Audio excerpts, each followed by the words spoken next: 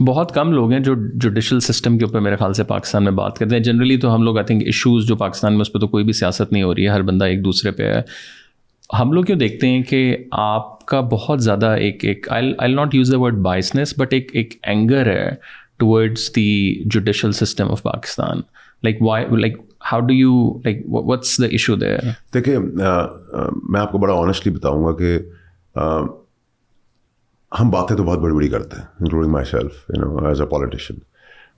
हम मरने के तैयार नहीं, हम नारा लगाते हैं हम मर जाएंगे मुल्क के लिए, हम में से कोई मरने को तैयार नहीं। नंबर वन, जो मर रहे हैं, जो शहादतें दे रहे हैं, हम उसका तमस्कर उड़ाते हैं। We may have lot of weaknesses with in the army और with in the institute, but वो वीकनेसेस एक बहुत छोटी परसेंटेज है, 5%, 7%, 8%। एक वाहिद इदारा है जिसमें आप I would say by far 75-80% इधर प्रॉब्लम्स नहीं है, 90% नहीं है।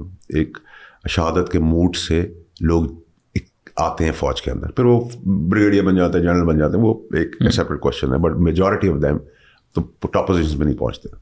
सचिन के अंदर मैं कहता हूँ कि हम समेत 3 दिन की पिकनिक के लिए चल जाए, हमें पता चल जाएगा।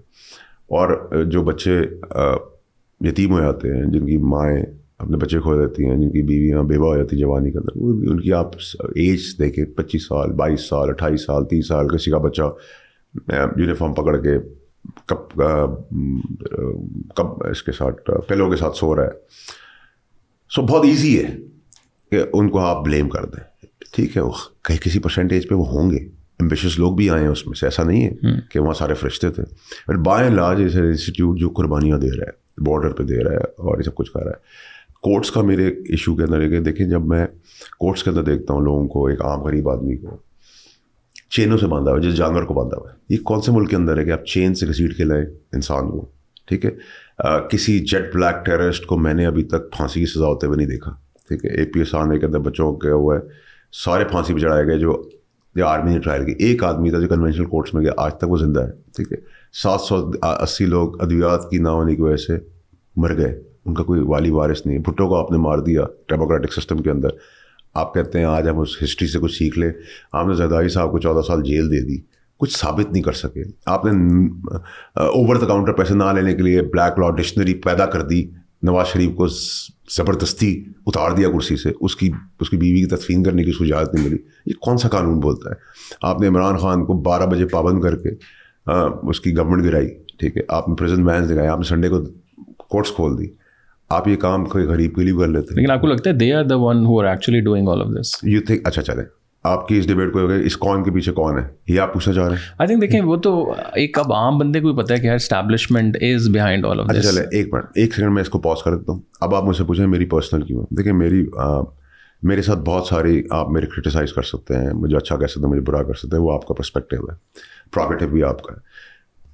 लेकिन मेरी माँ डेथ बेड पे थी और मुझे इन शहजादों ने मजबूर किया कि मैं उस डेथ बेड से उठ के, I am the only son, कि मैं अपीयर हूँ, और मुझे मुझ पर पेनल्टी इम्पोज की। और वो उसका भी बैकग्राउंड को पता है कि ख़ास जो था उससे मैं झगड़ पड़ा था कुर्सी के ऊपर, वो वर्दी के अंदर फैज़ की बात कर रहे हैं, ठीक है।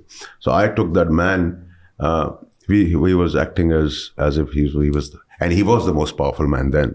तो मैंने तो उसको टेक ऑन किया है जब वो कुर्सी पे बैठा हुआ। I got disqualified for a lot of reasons, और उसके बाद फिर मुझे disqualify as a senator for life कर दिया गया।